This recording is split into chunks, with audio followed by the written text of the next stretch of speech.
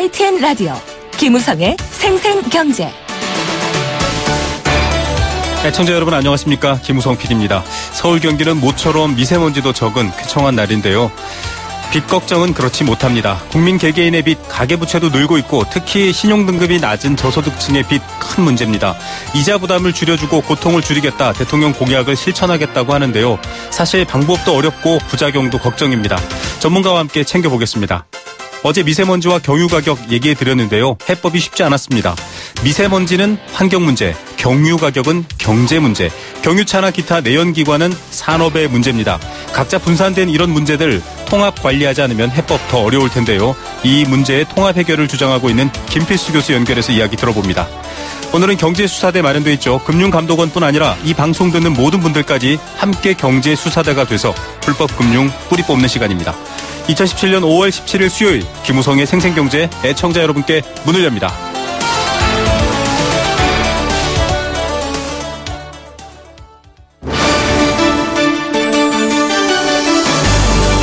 YTN 라디오 김우성의 생생경제.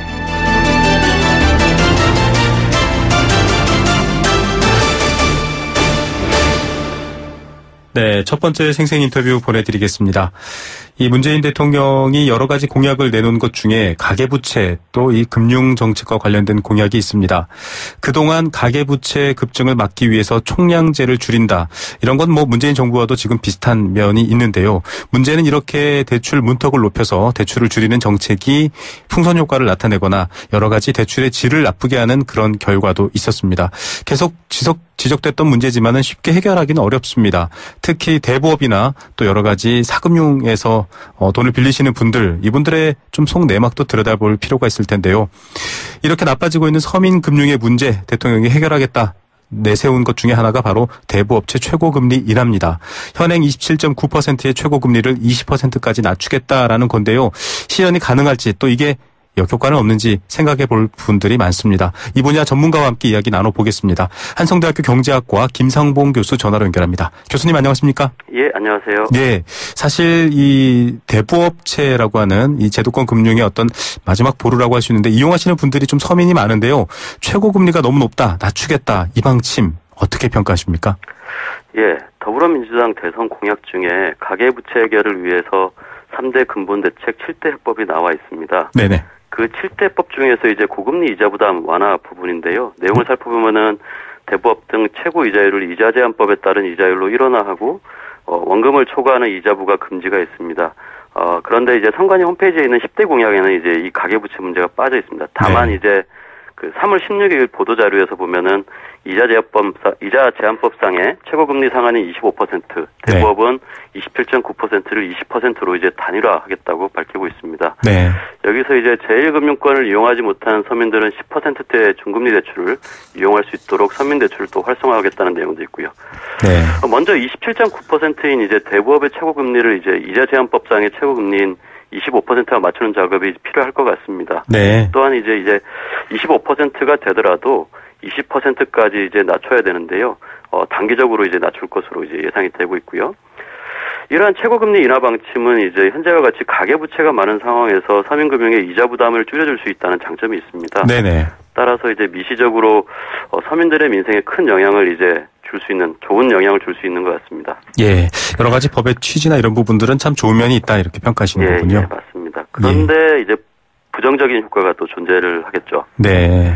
20%로 최고금리가 이제 인하되게 되면은 20% 이상을 이제 적용받고 있던 사람들이 대부업이 아닌 다른 비제도권 금융기관으로 이제 흡수될 수가 있습니다. 네. 그러니까 최고금리가 이제 내려가면 금융기관 입장에서 이제 리스크를 줄이기 위해서 대출 문턱을 이제 높일 수밖에 없었거든요. 그리고 그러면 이제 신용등급이 낮은 사람은 불법 사채나 불법 대부업체 쪽으로 이제 이동할 수밖에 없는 풍선 효과가 나타날 수 있는 거죠. 예, 여러 가지 면들을 좀 살펴보겠는데요. 또 뒤이어서 저희가 좀 꼼꼼히 하나 개별로 여쭤보도록 하겠습니다. 일단 27.9%가 20%가 된다.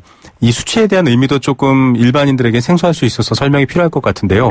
이 정도 수준, 이 정도 폭의 절하 어떻게 보십니까? 가능한지도 문제지만 이게 어떤 의미가 있는지 좀 궁금한데요. 예, 대부업상 법정 최고금리는 이제 법이 2002년에 도입이 됐습니다. 그때 66%에서 시작해서 2007년 49%, 2010년 44%, 2011년 39%, 2014년 34.9%, 2016년 27.9%로 이제 계속 낮아졌습니다. 네. 물론 이제 어떠한 과정을 통해 가지고 단계적 인하를 하겠다는 이제 세부 사항은 알려지지 않았습니다만은 또한 그 20%라는 숫자가 어떻게 도출되었는지 알 수는 없습니다. 근데 이제 상징적인 의미를 좀 가지고 있다라고 볼 수가 있겠습니다. 그다음에 이제 이러한 이제 단계적인 인하는 이제 알려지지는 않았지만 어떻게 할지는 이거 이제 제도의 변화나 법이나 이제 제도를 변화시켜서 최고 금리를 낮출 수 있다라고는 볼 수 있겠습니다. 예, 이쪽 분야 이 대부업 같은 이제 지금 이런 부분에 대한 이용, 이 대출 잔액이라고 하죠. 이용 규모는 늘고 있는데 대부업체들은 역으로 금리를 더 내릴 수 없다. 더 내리면 우린 망한다. 이렇게 얘기를 하고 있고요. 또 교수님께서 앞서 지적해 주셨지만 더 깐깐하고 보수적으로 대출 심사를 하겠다. 이렇게 얘기하고 있는데 대출업체들의 입장은 어떻게 보십니까? 이분들의 주장도 좀 타당한가요? 예.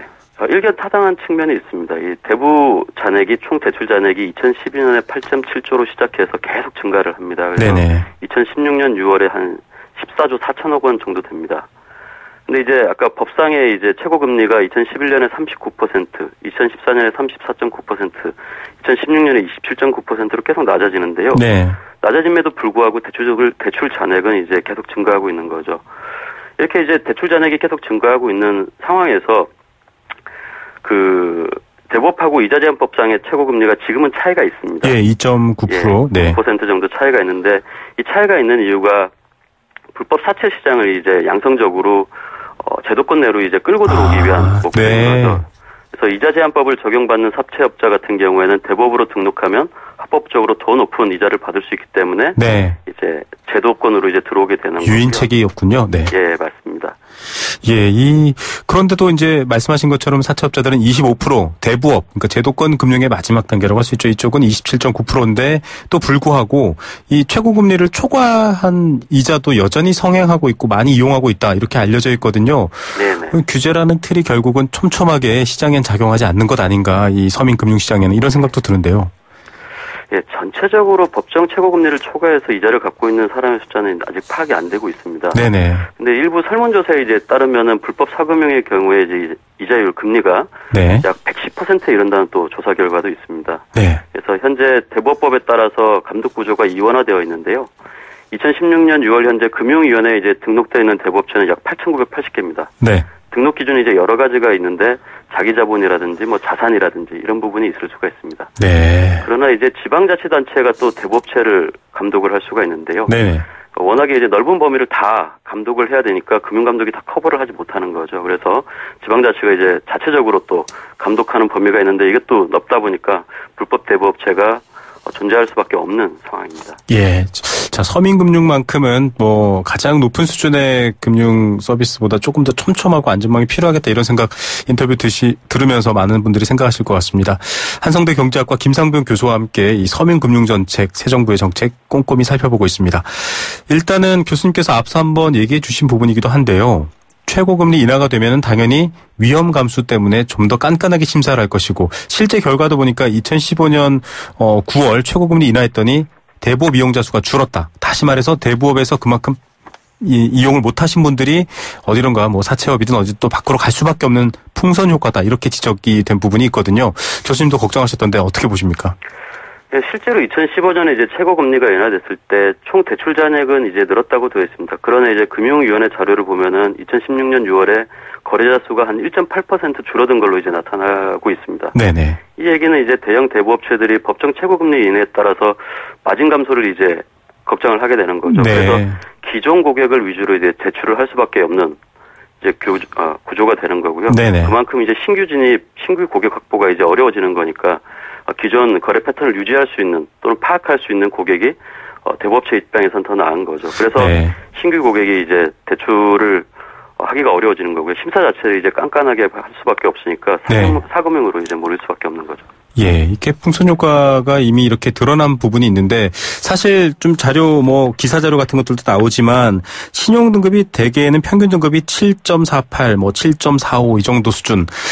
이분들은 사실 제도권 대출이 불가능해지는 것 아니냐. 결국은 정부의 관리 감독 혹은 도움을 받을 수 있는 것보다 더 멀리 사채나 다른 쪽으로 가는 것 아니냐. 이런 걱정이 있거든요.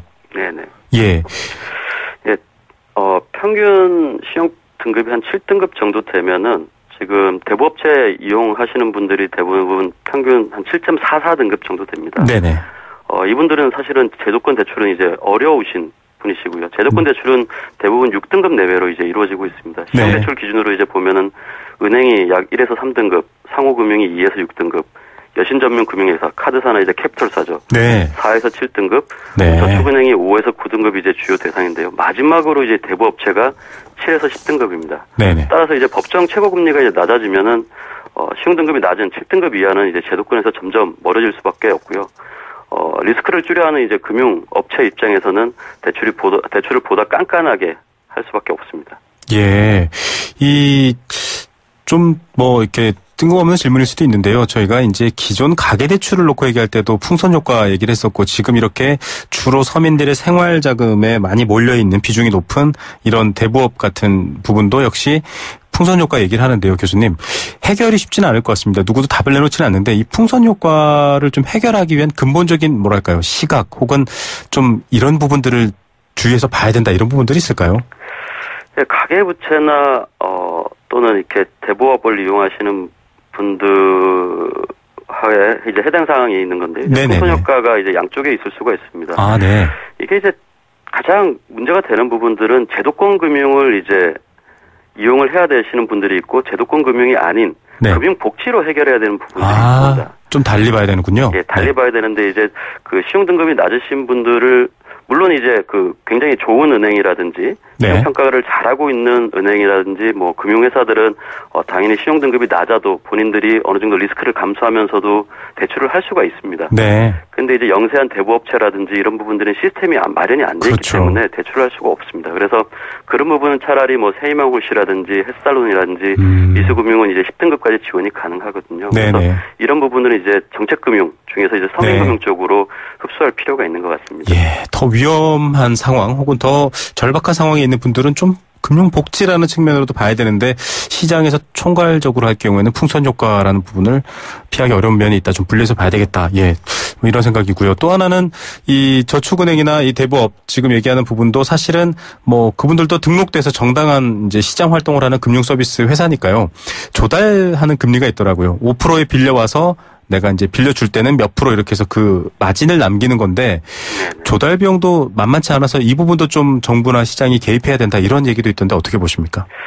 예, 이쪽 부분에서 찬반이 조금 나눠지는데요. 최고 금리를 낮춰지면은 그만큼 이제 비용 부분인 자금 조달 측면을 이제 대부업체는 보게 됩니다. 그렇죠. 그래서 올해 금리가 이제 올라간다면 조달 금리로 올라갈 것으로 보이는데요.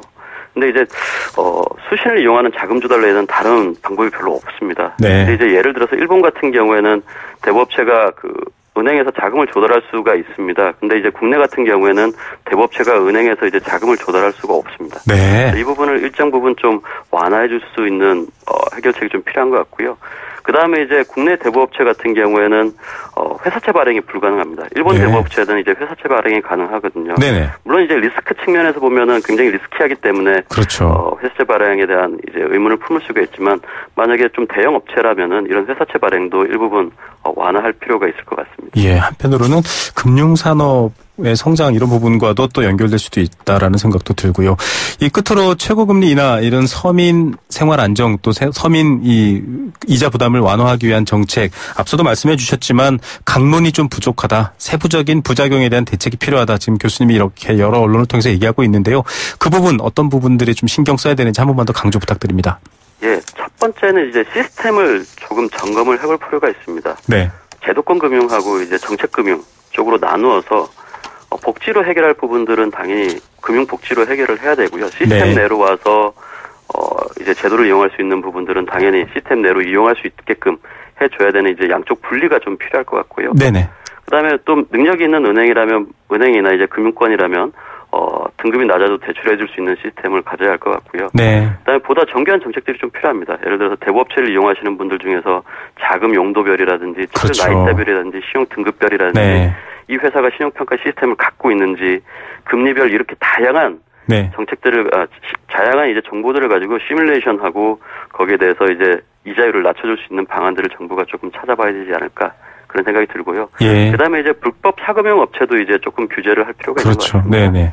그러니까 아까 이원화되어 있던 부분, 금융당국하고 지방자치단체로 이원화되어 있던 부분들을 좀 일원화시켜야 될 것 같고요. 그다음에 관리감독을 이제 하는 측면에서는 여러 가지 규제를 이제 범정부 차원에서 뭐 검찰, 경찰 할 필요 없이 범정부 차원에서 유관기관하고 공조해서 좀 단속을 할 필요가 있는 것 같습니다. 예, 시스템의 재정비 또 돈을 빌린다가 아니라 돈을 왜 빌리는지에 대한 세밀한 좀 파악 이런 것들 많은 분들이 공감하실 것 같습니다. 교수님 오늘 말씀 감사드립니다. 예, 감사합니다. 네, 한성대학교 경제학과 김상봉 교수였습니다. YTN 라디오 김우성의 생생경제.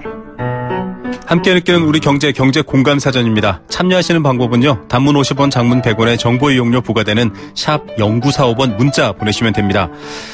참여해주신 분들 중에 추첨을 통해 도심 속 꿈의 놀이터 일산 원마운트에서 워터파크 스노우파크 티켓 드리고 있고요. 세종문화회관 서울시 뮤지컬단의 뮤지컬 공연 밀사 공연 티켓도 선물로 드리고 있습니다. 오늘은 최고 금리 이야기해볼게요. 금융기관에서 돈 빌릴 때 지급된 원금에 대해 기간당 이자를 냅니다. 일정 기간 이상 또 일정 이상의 과다한 금리를 책정하지 못하도록 정해놓은 금리 상한선을 최고금리라고 한다고 합니다. 당장 이 최고금리는 사실 돈이 없거나 신용등급이 낮은 분들이 해당되는데요. 그분들의 숨통을 틔워주겠다라는 게 정부의 목표입니다. 그러나 그 방법 또 여러 가지 대부업 시장의 문제들도 앞서 인터뷰에서 말씀드렸다시피 해결해야 될 과제죠. 최고금리 또 금리, 이자 이런 것들에 대해서 여러분은 어떻게 생각하십니까? 여러분들의 생각도 함께 보태서 이야기 나누고 싶습니다.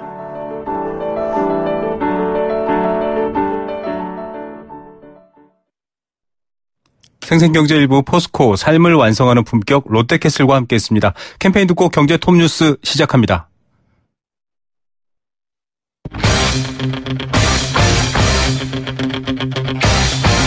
지금 가장 뜨거운 경제 소식. 경제 톱 뉴스. 네, 이 시각 주요 경제 뉴스 전해드리겠습니다. 3시 30분 36초를 지났습니다. 이데일리 권소연 기자 연결합니다. 안녕하십니까?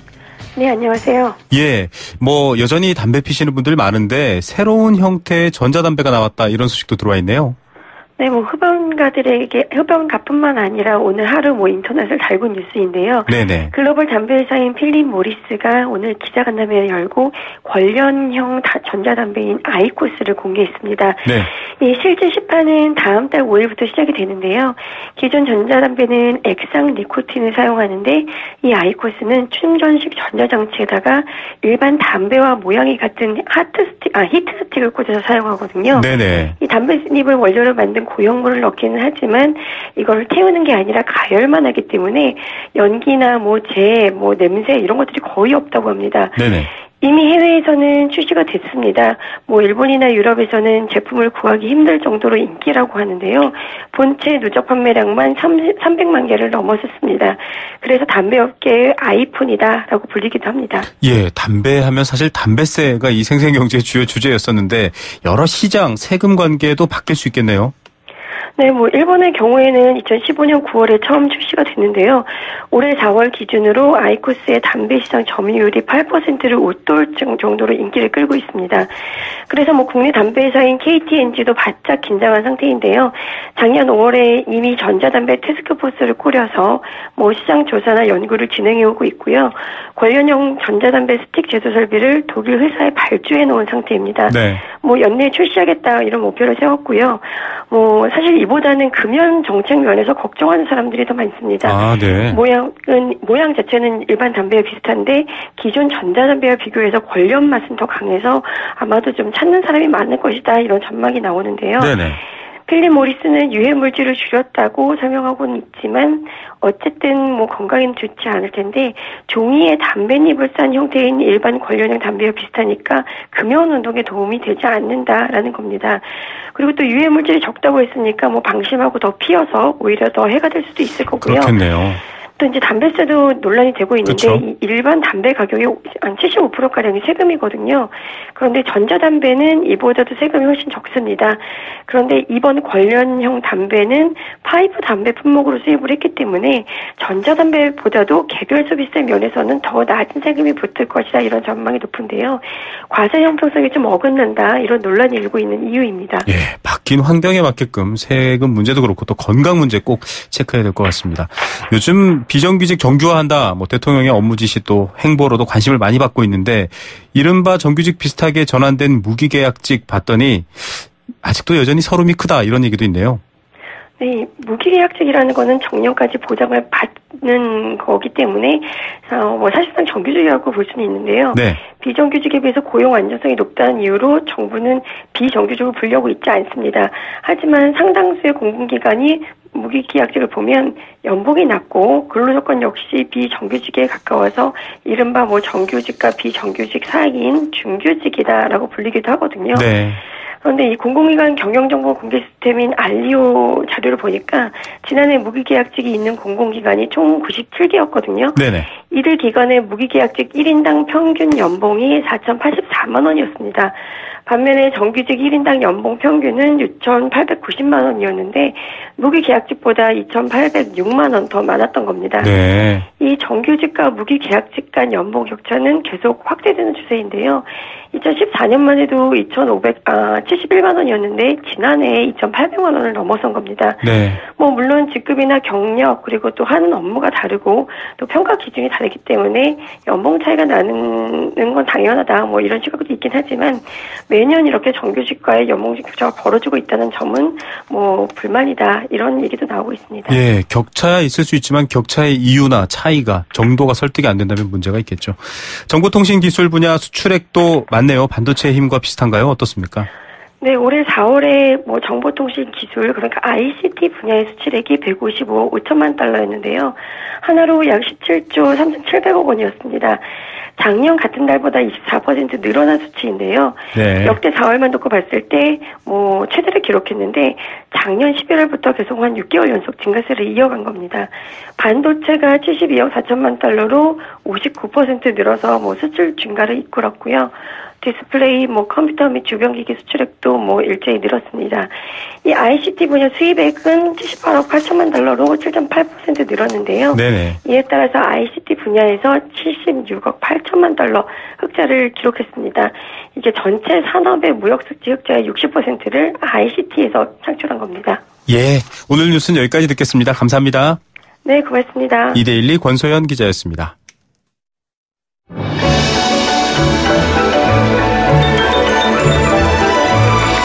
오늘의 경제를 들여다보는 시원한 창. YTN 라디오 김호성의 생생경제 생생 인터뷰. 네, 두 번째 생생 인터뷰입니다. 어제도 저희가 경유 가격 인상과 미세먼지의 상관관계 연구한 분과 얘기를 나눠봤는데요. 미세먼지 줄이는 것, 경유도 연관되어 있고요. 경유로 운행하는 차량도 연관되어 있습니다. 여러 정책들이 맞물려 있어서 사실 한 부처의 일도 아닙니다. 국가적으로 컨트롤 타워를 구성해서 해결해야 된다 이런 얘기가 설득력 있는 이유죠. 그중에서 가장 핵심에 있는 게 바로 자동차 아닐까요? 이 자동차 정책의 환경에 따라서 이런 부분들도 연결되어 있을 겁니다. 심지어는 미래 산업의 먹거리라고 하는 4차 산업과도 연결되어 있습니다.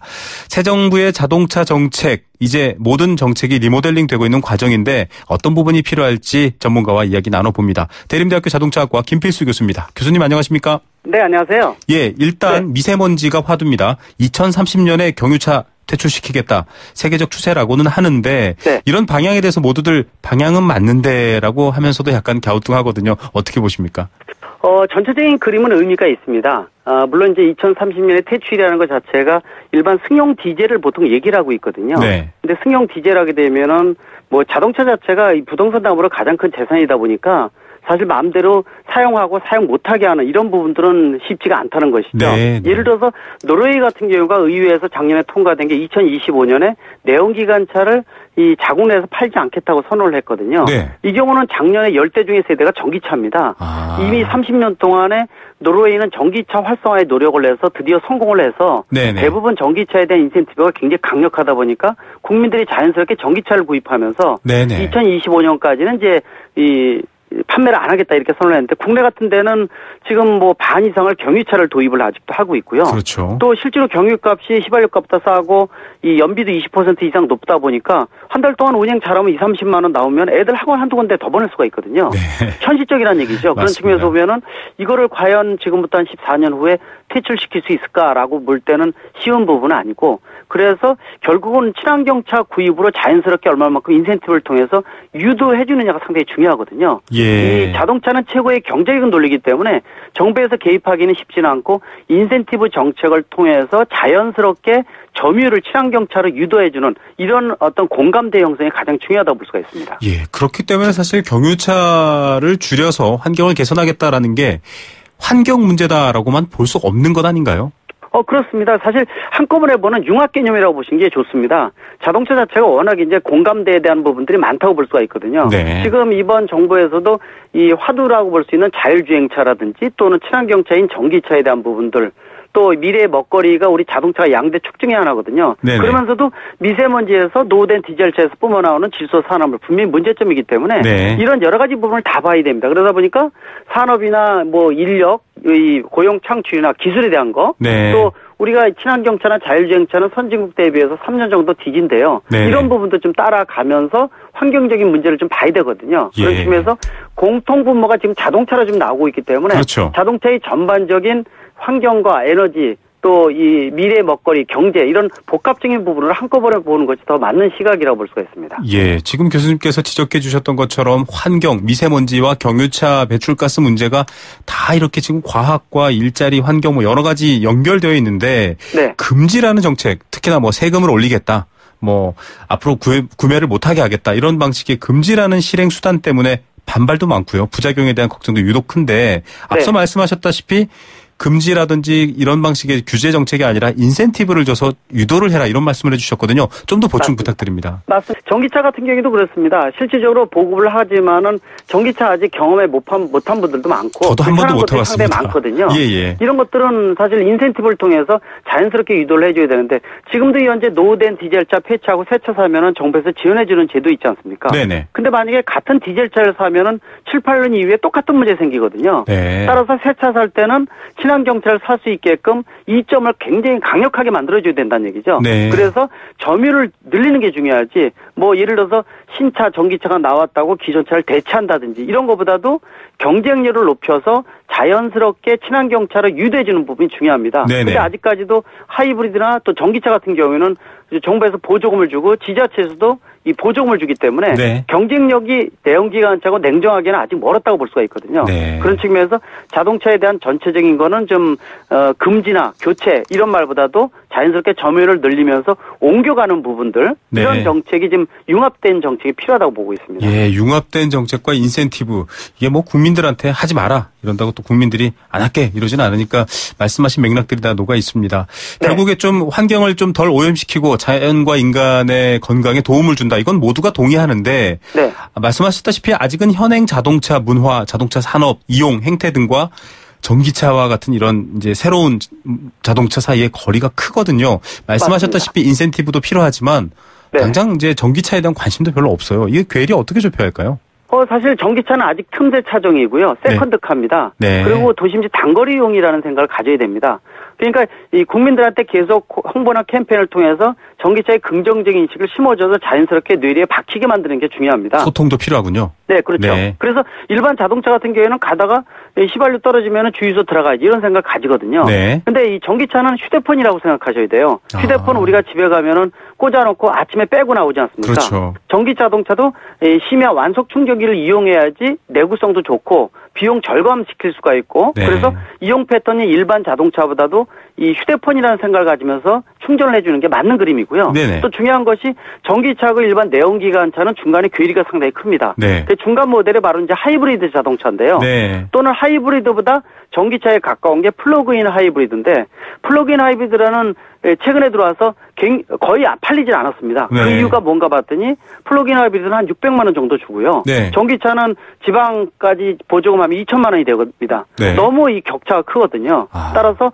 하이브리드, 플러그인 하이브리드, 전기차, 수연료전차 이런 친환경성이 강조될수록 인센티브에 대한 것들을 이 타당성 있게 이 형평성에 맞게끔 지원 대책을 좀 맞아야 된다는 거죠. 그래서 예. 중간에 이 플러그인 하이브리드라든지 이런 걸 통해서 좀 더 균형을 맞춰주는 게 중요하고요. 네. 메이커 차원에서도 엔진이나 변속기 빠지면은 배터리나 모터 들어가면은 수직이 수평 구조로 바뀌니까 별로 좋아하지도 않고요. 네네. 또 고용 창출이 엔진이나 변속기나 이런 걸 통해서 나오고 정부에서도 세수 확보가 유류세나 이런 데서 나오는데 네. 전기차 가면은 별로 좋은 장점은 아니거든요. 환경 빼놓고는요. 주요 업계들도 그렇고요. 맞습니다. 네. 그런 측면에서 중간 모델인 플러그인 하이브리드 같은 걸 통해서 자연스럽게 플러그인 하이브리드 넘어가고 그다음에 전기차로 넘어가면서 네. 마지막 모델로서 연료전지로 넘어가는 이런 식의 어떤 전체적인 그림을 단기 정책도 필요하지만 중장기적으로 정권이 바뀌어도 항상 유지될 수 있는 네. 이 뿌리는 있어야 된다고 강조할 수가 있습니다. 예, 정말 듣는 분들은 끄덕끄덕 하실 것 같습니다. 플러그인 하이브리드는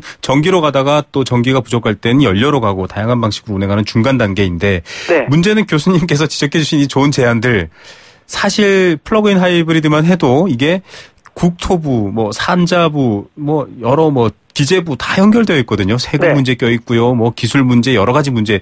이게 각 부처별로 협의를 하면 잘 안 됐기 때문에 그간 좀 중구난방이었는데 네. 컨트롤 타워 얘기를 해주셨어요. 좀 그런 대안이 필요하지 않습니까? 가장 중요한 부분입니다. 매번 정부가 들었을 때마다 얘기하는 게 그 부분이거든요. 네네. 우리나라는 자동차 핵심 부서가 산업통상자원부, 국토교통부, 환경부 3개로 나눠져 있고요. 네. 여기에 경찰청, 행안부 등등 다 관련돼 있어서 7, 8개입니다. 네. 근데 역할이 나눠져 있어서 시너지 효과를 내야 되는데요. 시너지보다도 대립을 한다든지 부처 간의 이기주의가 작용을 한다든지 중복 투자도 많고요. 네. 또 국민들이 정책의 혼선도 일어납니다. 네. 그래서 저희가 항상 강조하는 게 필요하면은 자동차 위원회를 두든지 네. 또 그래서 자동차에 연계돼서 컨트롤 타워 역할이 굉장히 중요하고 특히 자동차가 자율주행차 쪽으로 가게 되면 먹거리가 집중이 되지만은 융합이거든요. 네. 그래서 융합적인 정책도 꼭 필요하기 때문에 이번 정부에서 좀 확실한 컨트롤 타워가 필요하고 또 지금 대통령 직속으로 4차 산업 혁명위원회도 만든다고 그러지 않습니까? 네네. 여기에 이제 자율주행차 같은 게 핵심 요소로 들어가는데 여기에 좀 컨트롤 타워 역할을 좀 제대로 했으면 생각이 들고요. 네. 좀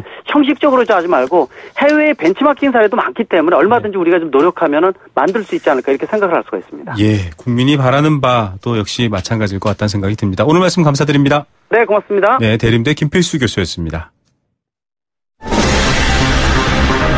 안전하고 행복한 경제 생활을 위한 시간. 경제 수사대. 네, 안전하고 행복한 경제 생활은 여러분이 함께 노력하고 스스로 주의를 기울이고 그래야 가능합니다. 자, 오늘도 이 안전하고 행복한 경제 생활 도와주실 분이죠. 금융감독원 불법금융대응단 전기영 수석조사역 전화로 연결합니다. 안녕하십니까?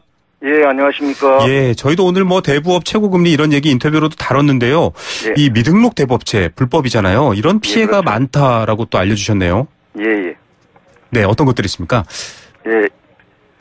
20대 여성 피해자는 스포츠 토토와 관련해서 통장 명의를 15일만 빌려주면 하루에 30만 원씩 준다고 하는 휴대폰 문자 메시지를 받았습니다. 네네. 그래서 연락을 취해보니 사기범이 피해자의 통장과 체크카드가 필요하다고 하여 피해자는 사기범이 알려준 주소로 퀵 서비스를 이용해 발송하였습니다. 네. 그러나 그 후에 이 사실을 들은 피해자의 가족이 수상히 여겨 계좌를 조회한 결과 다른 사람들의 입금 내역이 발견되어 경찰서 및 금감원에 상담하여 확인해 보았습니다. 네.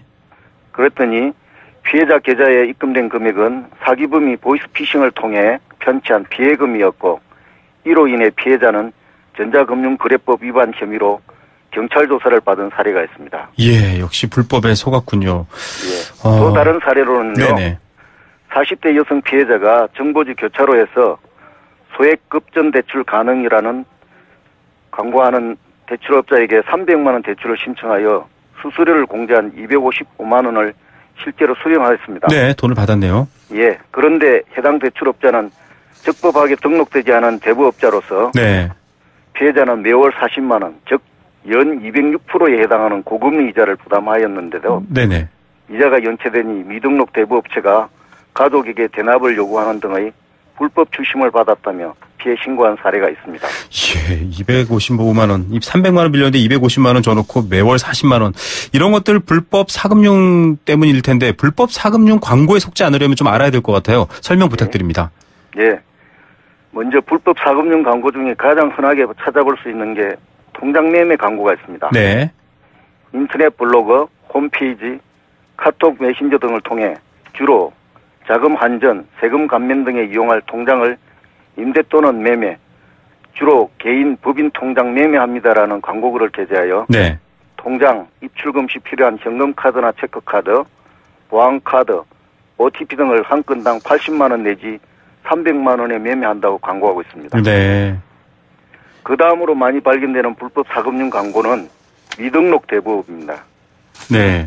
폐업한 기존 업체의 상호를 사용하거나 등록업체를 가장하는 등의 방법으로 정상적인 대부업체인 것처럼 허위 광고하는 것으로 주로 카페, 블로그 등의 대출 상담을 한다면서 일수, 누구나 당일 대출 승인, 급전 대출 가능 등 문구를 사용하며 네.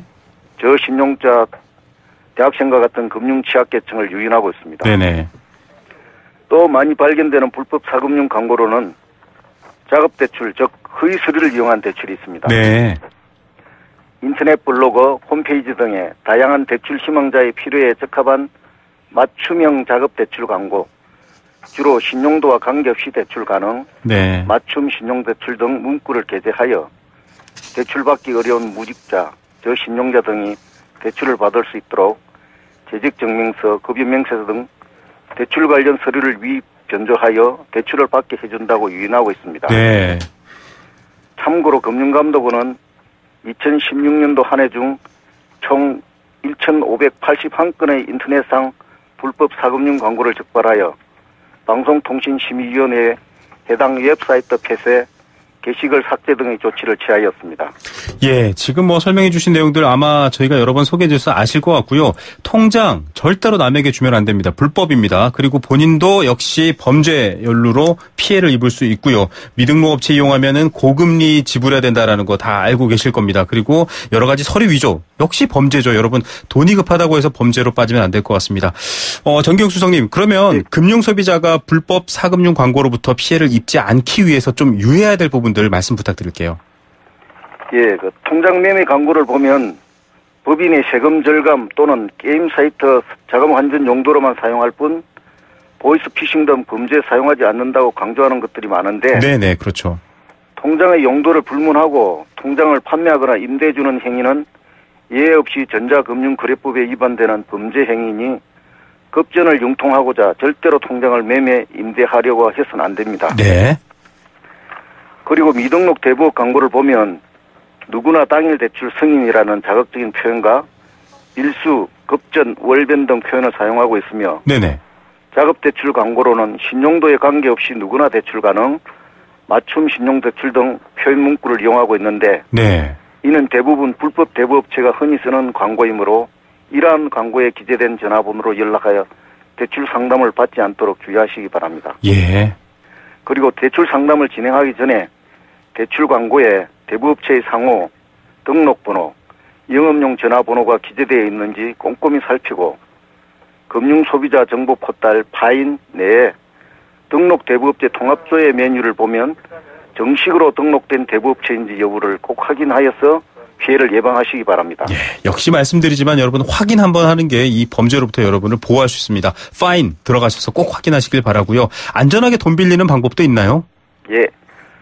대출이 필요할 때는 은행, 저축은행 등 금융회사에 직접 문의하여 적합한 대출 상품에 대해 알아보시거나 햇살론, 미소금융, 바꿔드림론과 같은 서민금융지원 상품을 취급하는 서민금융진흥원 네. 국번 없이 1397을 방문하여 본인의 신용도에 맞는 대출 상품을 상담받고 이용하시기 바랍니다. 네. 자, 그 외에도 금융감독원의 서민금융 1332도 있고요. 여러분께 많은 도움 드리면 좋겠네요. 오늘 말씀 감사드립니다. 예, 감사합니다. 네, 금융감독원 전기영 수석조사역이었습니다. 네, 생생경제 포스코 삶을 완성하는 품격 롯데캐슬과 함께 했습니다. 오늘 사연 주신 7292님, 8106님 모두 이 대부업 조심하라고 하셨는데요. 두 분께 뮤지컬 티켓 상품 드리도록 하겠습니다. 저는 내일 오후 3시 10분에 힘이 되는 경제 이야기로 찾아옵니다. 김우성의 생생경제였습니다.